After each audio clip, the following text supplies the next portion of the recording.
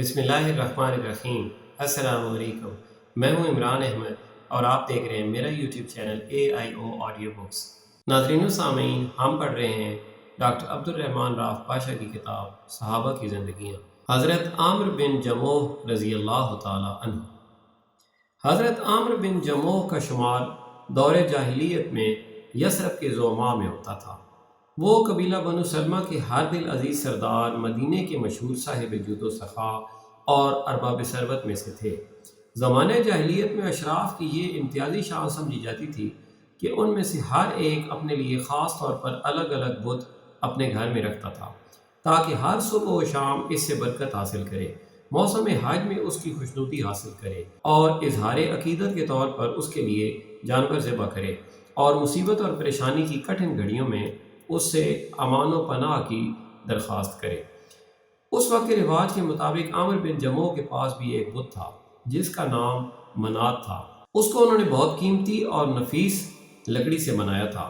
عامر بن جموح اس سے غیر معمولی عقیدت رکھتے، اس کے رکھ رکھاؤ کا بڑا اہتمام کرتے، اس کی دیکھ ریکھ کے لیے برابر فکر مند رہتے اور ہمیشہ اس کو نفیس خوشبو سے معطر رکھتے تھے۔ آفتاب اسلام کی شعائیں جس وقت مبشر اول حضرت مصعب بن عمیر رضی اللہ تعالی عنہ کے ذریعے یثرب کے ایک ایک گھر پر ذوفگن ہو رہی تھیں، عامر بن جموح کی عمر 60 سال سے متجاوز ہو چکی تھی، اور اس وقت ان کے تینوں بیٹے معاذ، معوذ، خلاد اور ان کے ایک ہمجولی معاذ بن جبل ان کے ہاتھ پر مشرف با اسلام ہو چکے تھے۔ اس کے علاوہ ان تینوں بیٹوں کے ساتھ ان کی ماں ہند بھی دائرہ اسلام میں داخل ہو چکی تھی، لیکن عامر بن جموح اس سے بالکل بے خبر تھے۔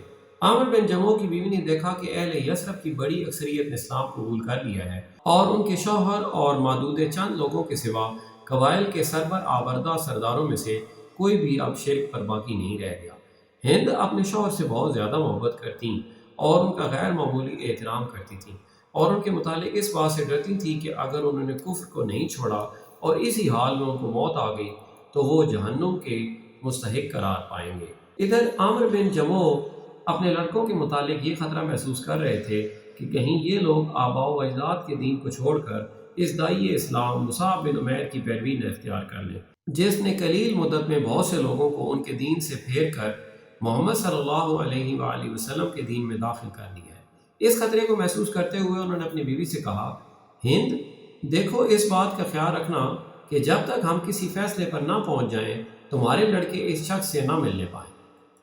میں اس بات کا خیال رکھوں گی، ہند نے کہا، لیکن کیا آپ پسند کریں گے کہ اپنے بیٹے معاذ سے وہ باتیں سن لیں جو اس شخص سے سن کر بیان کر رہا ہے؟ تمہارا بھلا ہو، کیا وہ میری لا علمی میں اپنے دین سے پھر گیا ہے؟ عامر بن جموح نے پوچھا۔ نیک بیوی کو ان کے اوپر ترس آیا اور انہوں نے جواب دیا، نہیں، ایسا نہیں ہے، بلکہ وہ اس دائی کی مجلس میں شامل ہوا تھا اور وہاں اس نے اس کی کچھ باتیں سن لی ہے۔ عامر نے کہا، اس کو میرے پاس بلاؤ۔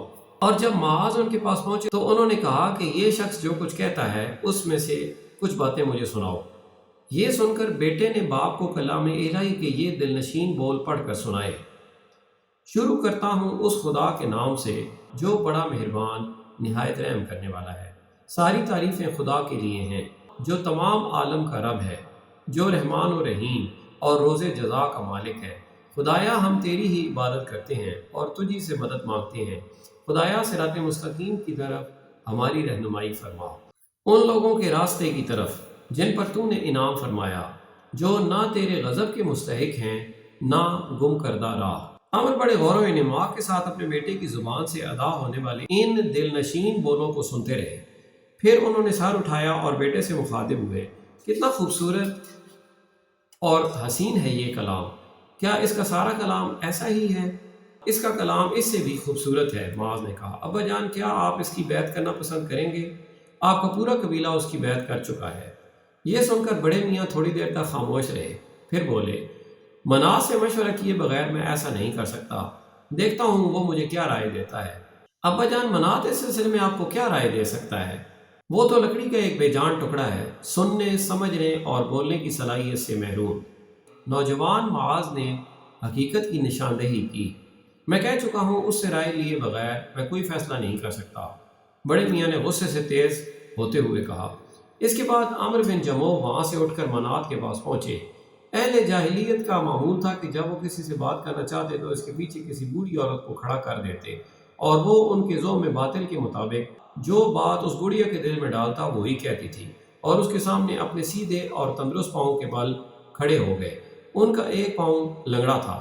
پہلے تو انہوں نے بدھ کی حمد و ثنا کی، پھر بولے، منات تجھے یہ بات اچھی طرح معلوم ہے کہ یہ دائی جو مکے سے ہمارے یہاں پہنچا ہے وہ تیرے علاوہ کسی اور کو نقصان نہیں پہنچانا چاہتا۔ وہ صرف اس لیے یہاں آیا ہے کہ ہم کو تیری عبادت سے روک دے، اور میں اس کی اچھی باتیں سن چکنے کے باوجود ان کو ماننے کے لیے تیار نہیں ہوں جب تک تم سے مشورہ نہ کر لوں۔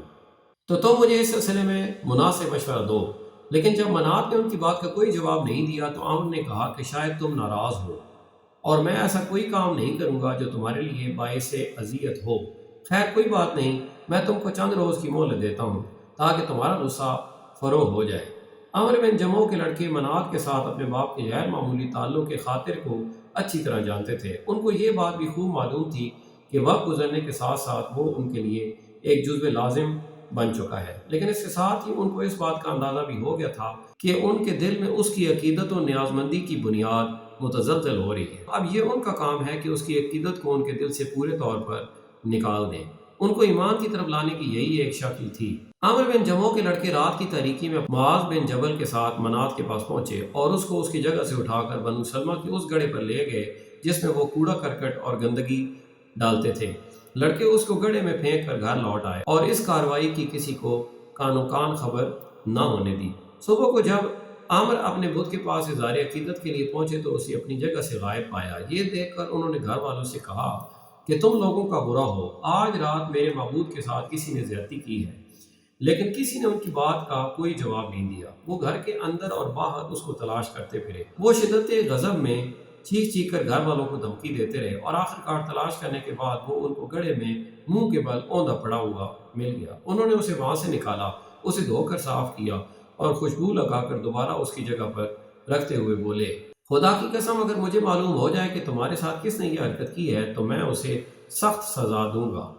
دوسری رات بھی لڑکوں نے منات کے ساتھ وہی حرکت کی جو پچھلی رات کر چکے تھے۔ صبح کو جب بڑے میاں نے اسے تلاش کیا تو اسی گڑھے میں گندگی میں ملوث پایا۔ آج بھی انہوں نے اس کو وہاں سے باہر نکال کر دھویا اور خوشبو لگا کر اس کی جگہ پر رکھ دیا۔ لڑکے ہر رات اس کے ساتھ یہی سلوک کرتے رہے، یہاں تک کہ جب عامر بن جموع ان کی اس حرکت سے بالکل تانگ آ گئے تو رات سونے سے پہلے اس کے پاس گئے اور اپنی تلوار اس کی گردن میں لٹکاتے ہوئے بولے، اے منات، خدا کی قسم مجھے نہیں معلوم کہ تیرے ساتھ یہ حرکت کون کرتا ہے۔ اگر تیرے اندر ذرا بھی خیر ہو تو اپنا دفاع کر، یہ تلوار تیرے پاس ہے۔ یہ کہہ کر وہ اپنی خوابگاہ میں چلے گئے، اور جب لڑکوں کو اس بات کا اندازہ ہو گیا کہ بڑے میاں گہری نیند میں پہنچ کر گرد و پیش سے بے خبر ہو چکے ہیں تو وہ جھٹ پٹ بت کے پاس پہنچے۔ انہوں نے اس کی گردن میں پڑی ہوئی تلوار نکال لی اور اس کو گھر کے باہر لے گئے۔ اب کی بار انہوں نے ایک مردہ کتے کو اس کے ساتھ باندھ دیا اور دونوں کو بنو سلمہ کے اسی گڑھے میں پھینک دیا جس میں گندگی اور غلاظت بھری ہوئی تھی۔ صبح کو جب بڑے میاں سو کر اٹھے اور بت کو اپنی جگہ موجود نہیں پایا تو اس کی تلاش میں نکلے اور حسب معمول اس کو اسی گڑھے میں اس حال میں منہ کے بل پڑا ہوا پایا کہ اس کے ساتھ ایک مردہ کتا بندھا ہوا تھا اور تلوار اس سے چھین لی گئی تھی۔ اب کی بار انہوں نے اس کو گڑھے سے نہیں نکالا بلکہ جہاں لڑکوں نے اسے پھینکا تھا وہیں چھوڑ دیا اور بولے، خدا کی قسم اگر تو واقعی معبود ہوتا تو کتے کے ساتھ بندھا ہوا گڑھے میں نہ پڑا ہوتا۔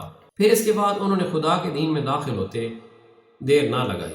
جب حضرت عمر بن جموع نے حلاوت ایمان کا مزہ چکھ لیا تو اپنی عمر کے اس ایک ایک لمحے پر پریشانی اور ندامت کا اظہار کرنے لگے جو شرک کی حالت میں گزرا تھا۔ ایمان لانے کے بعد وہ اپنے پورے وجود کے ساتھ نئے دین کی طرف متوجہ ہو گئے اور اپنے نفس، اپنے مال اور اپنی اولاد کو خدا اور اس کے رسول صلی اللہ علیہ وآلہ وسلم کی اطاعت کے لیے وقف کر دیا۔ حضرت عامر بن جموع کے مشرف با اسلام ہونے کے کچھ عرصے کے بعد احد کا معرکہ پیش آیا۔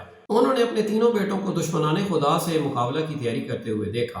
وہ انہیں صبح و شام بپرے ہوئے شیروں کی طرح آتے جاتے دیکھتے۔ ان کے چہرے دولت شہادت اور رضائے الہی کے حصول کے شوق میں جگمگا رہے تھے۔ اس صورتحال نے ان کے اندر بھی جوش و حمیت کو برانگیختہ کر دیا اور انہوں نے رسول اللہ صلی اللہ علیہ وآلہ وسلم کی زیر قیادت اپنے بیٹوں کے ساتھ جہاد میں شریک ہونے کا تہیہ کر لیا، لیکن ان کے لڑکے ان کو اس ارادے سے باز رکھنے پر متفق الرائے ہو گئے کیونکہ وہ ایک سن رسیدہ بوڑھے تھے۔